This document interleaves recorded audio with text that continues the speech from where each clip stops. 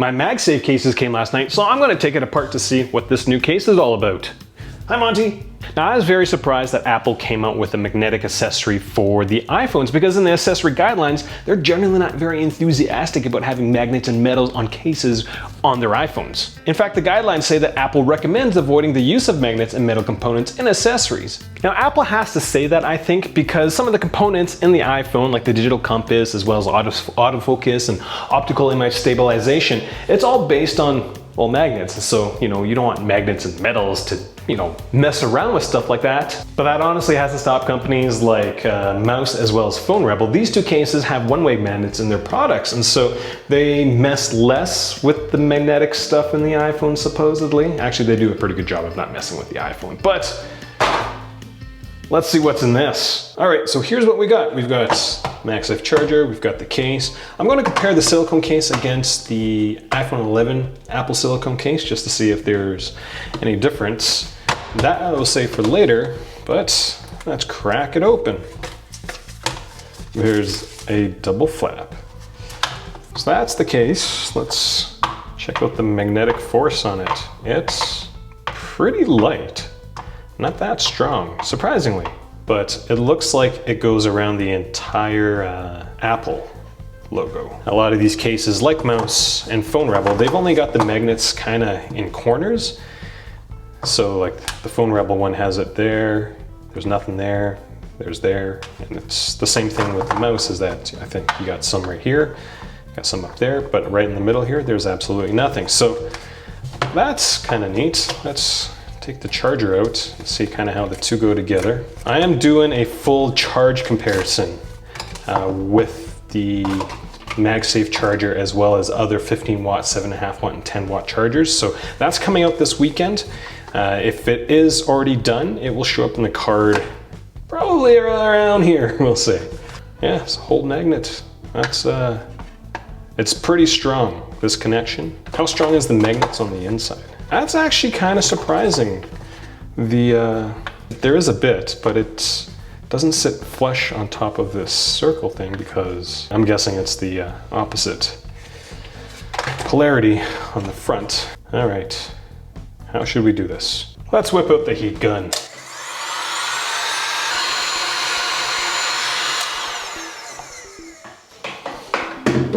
Whew, that's hot.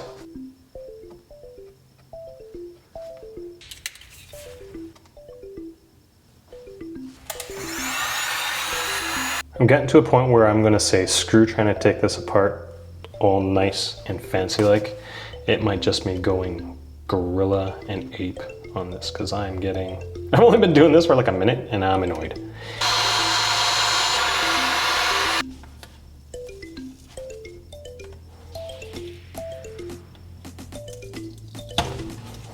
Oh, I almost knocked my camera over. So that's the ring of MagSafe magnets. Now I'm not quite sure what this copper wire stuff is for, but everything sits kind of recessed in this area. So the next thing I want to do is I want to see how thick this case is compared to the older version. So I got to somehow strip this, the felt microfiber inset of the iPhone 11 case, and go from there. The iPhone 11 version, the shell is about 1.5 millimeters. On the iPhone 12 case, 1.5. The recessed areas, about 0.7. So the case-wise, the thicknesses are about the same, it seems like. So now back to these magnets. So it looks like they're individual pieces. There's a ring of them around. So these magnets seem to be stuck with basically a piece of tape. That's a pretty small magnet there. Not terribly strong. In my review for the Mouse Limitless 3.0, I actually cut a case in half. And I think these magnets were much stronger. There's not as many of them. This is annoying to do. This is the magnet from the Mouse cases. You see it works on one side, but the other side doesn't. Let's see. Oh, stupid tiny magnets.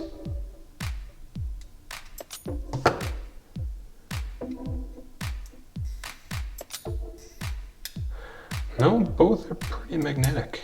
Interesting.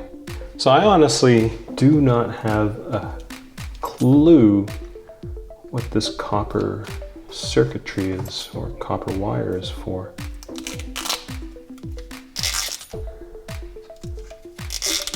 I'm assuming it's part of the, yeah, I really don't know what that is. So on the accessories guideline, yeah, we see that. That's this piece. It's funny, it says the maximum thickness of 2.1 millimeters. I think this thing is thicker than that. According to this, it's 0.7 millimeters, 0.8. So nothing in their accessory guidelines tells me what this thing is.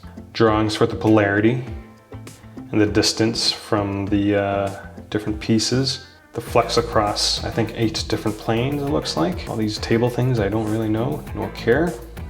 Yeah, I really don't know what this thing is. If you guys have any idea what this thing is, well, let me know, because nothing in their accessory guidelines is telling me what it is. I initially thought maybe it's this DC shield, but I don't think so. Like, the DC shield I think is made from, like, I think they said carbon something. Low carbon steel, and that looks like copper? Yeah. Monty, do you know what this is? Yeah, we have no idea. Again, if you guys know, let me know in the comments section below. I'd be curious to know what you guys think this little copper piece is. I've gone through this document a few times already this morning.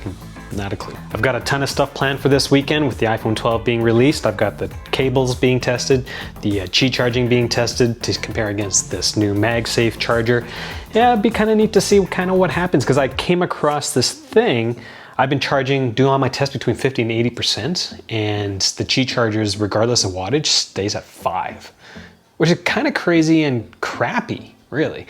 But I'll dive deeper into that throughout this weekend.